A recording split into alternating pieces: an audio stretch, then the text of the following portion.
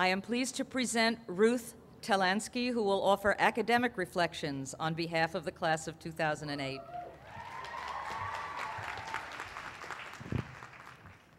Fellow graduates and honored guests, I would like to talk to you today about Lego, those vibrantly colored, multifaceted plastic objects that we all played with as children.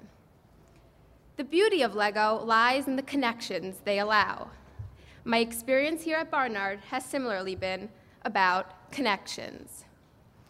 My senior year has been primarily devoted to my thesis, the story of the unique rescue of Danish Jews by Danish citizens during the Holocaust.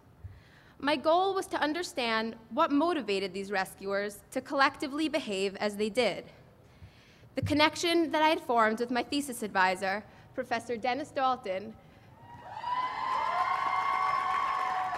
began as a freshman when I enrolled in Political Theory 1 and 2.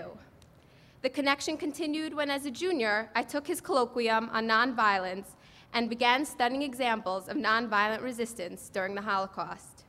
My first pieces of Lego were in place. While my dozens of trips to the stacks provided me with infinite sources, I knew that my research would be far from complete without firsthand accounts. The Jewish Foundation for the Righteous was a link I used to connect with a 92-year-old Dane, Nud Christensen, who had been honored for his heroism in rowing Danish Jews to neutral Sweden during the war. On a beautiful Sunday morning last May, I met Nud and heard his daring tale.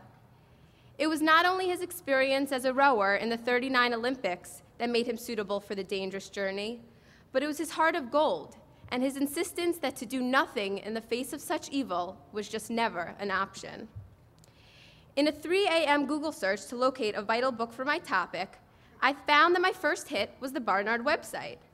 A bit confused and unsure if I had subconsciously typed in my uni instead of the book title, I realized that in fact I had found an incredible connection. The book I was searching for was translated from the Danish by a Barnard alumna. Martha Abramson, class of '69, was my latest astonishing find.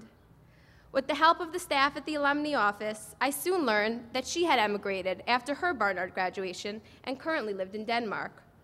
Her late Danish husband had been a survivor, which explained her devotion to and love for the topic.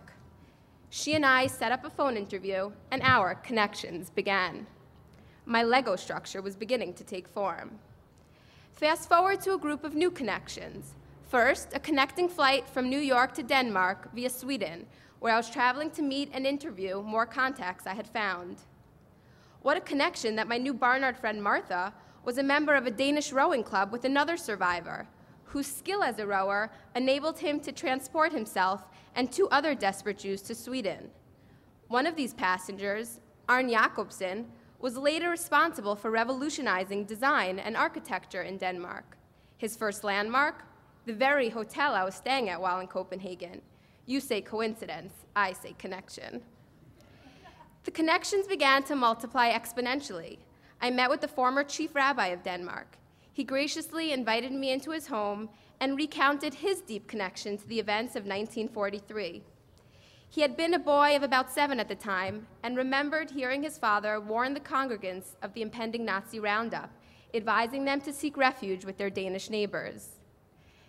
After nearly 24 interviews with rescuers and survivors, I concluded that what motivated the Danes was a deep connection to their Jewish neighbors, a connection that made their altruism an imperative rather than a choice. My rewarding trip ended with a visit from an 88-year-old Danish rescuer who shared his own harrowing tale of rowing Jews to their safety in 1943. After a long and emotional interview, he grabbed my hand, gave me his email address, and stressed the importance of staying in touch, of staying connected. Little did he know he had said the magic word. Thus, on many, many levels, my senior thesis really brought home the importance of connections. Early on here at Barnard, I remember complaining to my mother, Barnard class of '75, how confused I was at the time because all my classes seemed to be merging into one. Political science, art history, economics, the boundaries between disciplines were blurring. I remember the moment she interrupted my long rant and told me that I had unknowingly stumbled upon the beauty and success of a proper education, the indescribable brilliance of things coming together, of connections being formed. I stand here today looking at my fellow graduates, my inspiring teachers, and treasure the connections that Barnard has afforded me. I'm already nostalgic about these past connections, but I'm comforted by my keen appreciation of these Lego pieces and the realization that there is never an end to the connections possible, that each small, colorful piece is always ready to connect with one more. Let me leave you, my friends, with one more connection that both delighted and surprised me. Lego was invented in Denmark. Congratulations to my fellow graduates. Thank you.